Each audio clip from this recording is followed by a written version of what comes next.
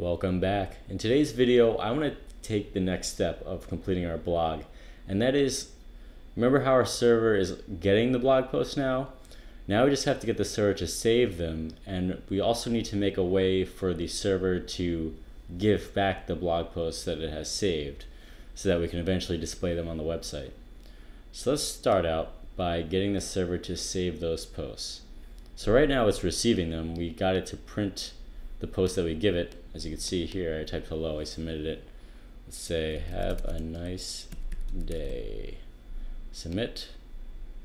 As you can see, the server got the text, have a nice day. So we want to save that so that we'll have an API call that will let us grab all those posts.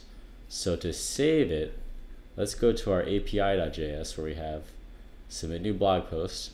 All we're doing right now is logging it to the console and then returning an empty object back to the web browser. So what I'm going to do, this isn't like the most proper way, but we're all learning here. So let's just say var, the top of our api.js, we're going to say var blog posts equals empty square brackets. So that means blog posts is an array. So what we're going to do when we get this blog text, instead of just logging it to the console, I'm going to say blog posts dot push, and I'm going to have that text there. So now let's just make sure there's no errors. Run the app, submit, have a nice day. Let's submit it again and submit it again. Alright, no errors yet. Looks like it's working good. I'm assuming it's working. I can't actually see the blog posts variable yet, but I'm going to change that. See, what we're going to do in our main app.js, the one where we define our routes and endpoints, we're going to add another get endpoint, a get command. So I'm going to say app.get /API/ get all blog posts, and that's it. And I'm going to map it to a function. I'll call it API.get all blog posts. Save that.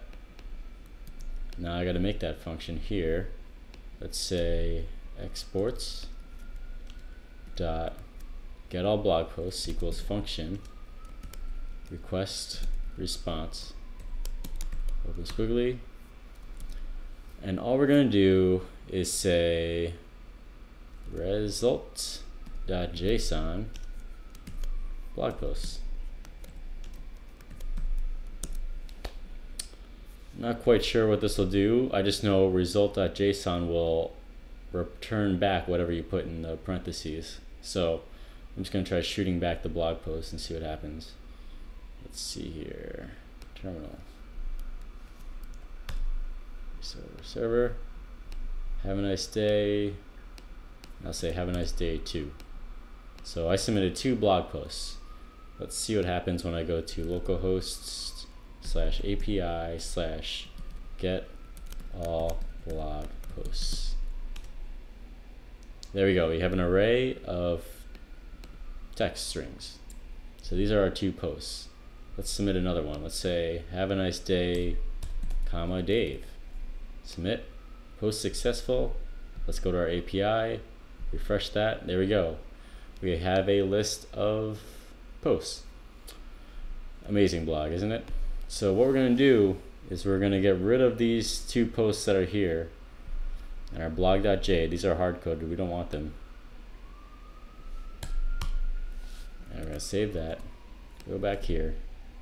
Now, there's nothing there, right? So what we're going to do is say, actually, before we edit that,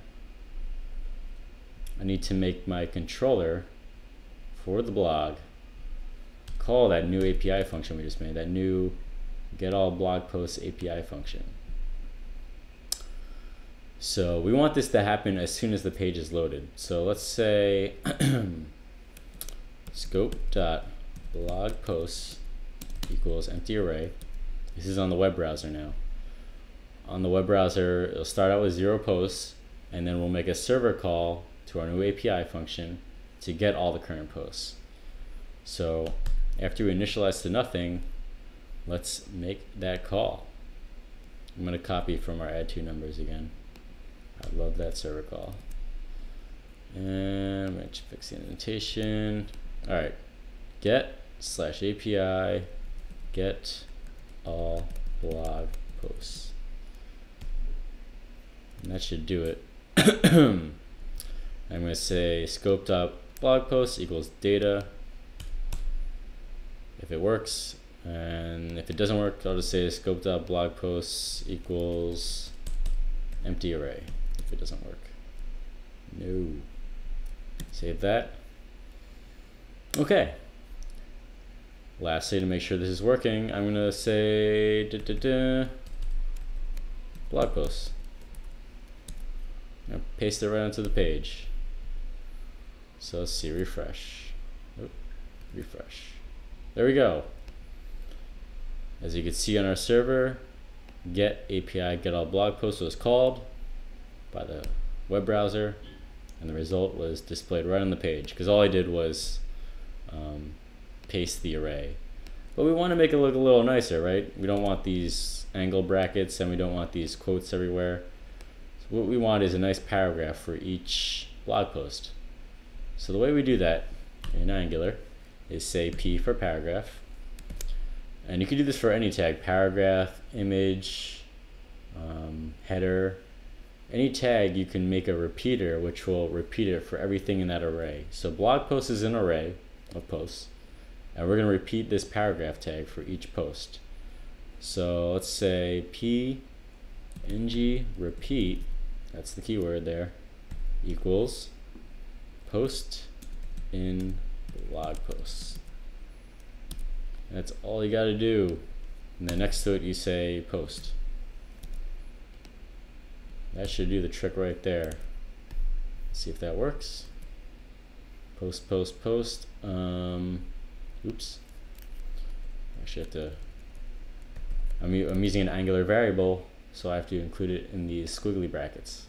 I didn't need the squiggly brackets here because I'm saying ng repeat equals that, and ng repeat is an Angular keyword, so it already knows it's Angular, but when I'm writing on the actual page itself, it won't know between text and Angular unless you put those squiggly brackets in. So let's refresh, and there we go, we have our blog posts. So let's see what happens when we make a blog post. Howdy, Dave. Oops. Submit. Boom, post successful. But where is it? It's not there. We want it to be there when we submit it, right? Let me refresh our page. There we go, now it's there. But we want it to go there without refreshing, right? So what we can do